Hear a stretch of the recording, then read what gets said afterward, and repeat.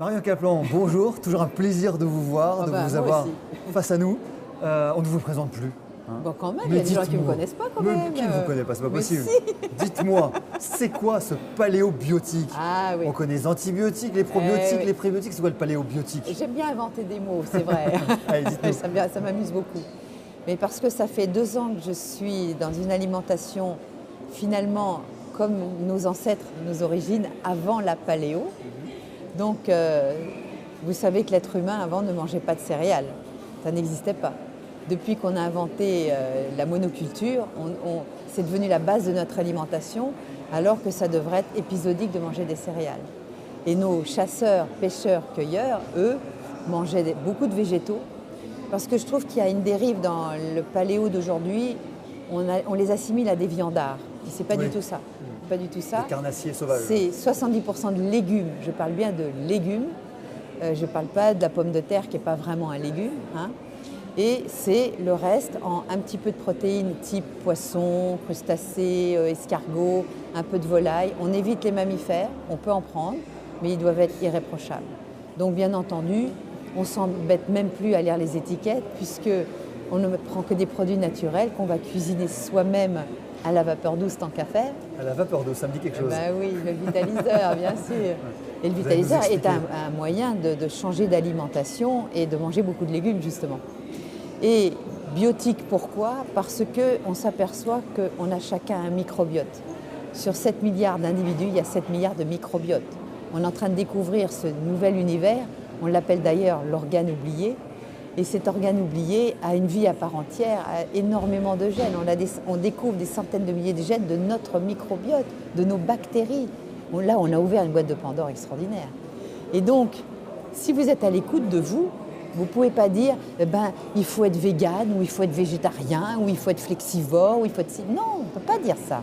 Chacun va devoir comprendre qu'il y a des troncs communs. Le tronc commun, c'est qu'on élimine les produits laitiers bovins, ça c'est une certitude. Ça c'est absolu ça. On est d'accord, vous revenez à une de vos anciennes interviews. On élimine de toute façon le gluten, qui est la céréale la plus toxique de la planète, mais on évite les céréales en général. D'abord, pourquoi? Pour la première chose, c'est qu'elles sont sucrées. La céréale fait monter votre glycémie, fait monter votre insulino-résistance. Donc si vous en mangez de temps en temps, comme une gourmandise, pourquoi pas? Mais si vous en faites votre plat quotidien et la base de votre alimentation, c'est là que ça devient une erreur totale.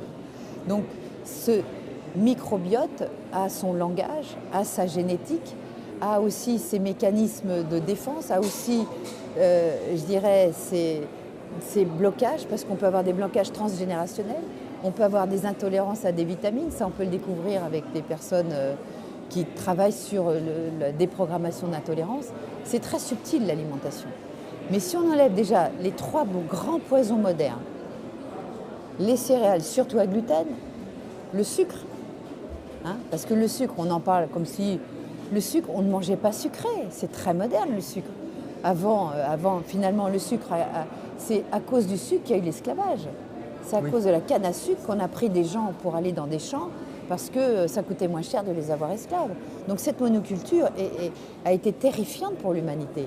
Il faudra qu'on revienne aux oasis, aux villages, à la culture locale, aux prairies, revenir à Pierre Rabhi et à tout ce qu'il est en train de mettre en place. Il y a du boulot. Il y a beaucoup de travail, mais ce que je demanderai à vos auditeurs, c'est de boycotter les grandes surfaces. N'achetez plus des viandes pas chères, qui sont des viandes dégueulasses et qui sont des viandes venues de la Shoah de l'aliment. Pour moi, c'est les élevages intensifs, c'est la Shoah, c'est les camps de concentration. Ah ouais, c'est des camps de concentration. Alors vous prenez parce qu'on les bourre de pesticides, on les bourre ouais, d'antibiotiques, d'hormones. C'est lamentable ce qu'on est en train de faire. Et vous ne croyez pas qu'on ne va pas payer l'addition. On est en bout de chaîne quand même. Alors vous prenez une cuisson bien particulière grâce au vitaliseur de Marion. Alors ce vitaliseur est une cuisson intelligente parce que les gros trous permettent un passage de la vapeur et d'avoir un volume constant et important très vite, parce que ce qui est important, c'est de saisir l'aliment. Il se trouve que je travaille aussi avec le professeur Marc-Henri, que vous avez dû interviewer, et on voit qu'il y a des seuils où les enzymes activent la destruction du produit. Et elles sont très actives à partir de 60 degrés jusqu'à 80. C'est pour ça que c'est très important de ne pas démarrer à froid, mais de démarrer que quand l'eau bout à gros bouillon, d'attendre 1 ou 2 minutes qu'il y ait eu beaucoup de vapeur pour que tous les éléments qui sont véhiculés par la vapeur, les herbes aromatiques, les hormones, les phytohormones, des choses comme ça, mais certains pesticides aussi, ils vont être éliminés. À ce moment-là, vous n'aurez plus qu'une vapeur libre de tout toxique. Et comme vous êtes entre 95 et 100 degrés, vous saisissez l'aliment sans détruire les éléments nutritifs. Ouais. Donc les vitamines sont potentialisées. On ne dénature pas. On ne les dénature pas du tout et on ne dénature pas la structure. Et le couvercle en dôme permet de ne pas mouiller l'aliment qui le déminéraliserait. Parce que quand il y a trop de saturation en eau, ça peut perturber toutes les vitamines et minéraux. C'est pour ça que c'est un cuiseur intelligent, grâce à ses trous, couvercles et une hauteur de marmite pour avoir un volume constant. Et Marion, ça nous fait manger des légumes. Voilà. Au moins ça. Oui. Quelle est votre actualité? Mon actualité, c'est que je sors 2 livres à la rentrée. Insatiable. Il y a Je mange sans gluten, qui va sortir chez Erol, que j'ai coécrit avec une nommée Audrey Etner, qui est formidable et qui est cœliaque. Elle est enceinte en ce moment d'ailleurs. Et elle a souffert qu'on lui dise qu'elle était cœliaque. Elle pensait que c'était foutu. Oui, et moi je lui ai amené toutes les dimensions un peu scientifiques par rapport à ça. Et en 21 jours, on peut vraiment arrêter le gluten dans la joie et le bonheur. Et la paléobiotique, qui va sortir chez Thierry Soucard au mois de novembre, tout début novembre, pour notre congrès. Et Planète Quantique. Quantique Planète, voilà. Donc ça s'appelle Tous Mutants demain. On est complet dans la salle royale. Il reste un petit peu de place dans la salle Clovis, qui est une salle 2 fois moins chère, mais qui est une salle de retransmission. Mais on peut être ensemble pour les échanges. Une actualité toujours aussi riche. Merci Marion d'avoir répondu à nos questions et à très vite. À très vite. Au revoir.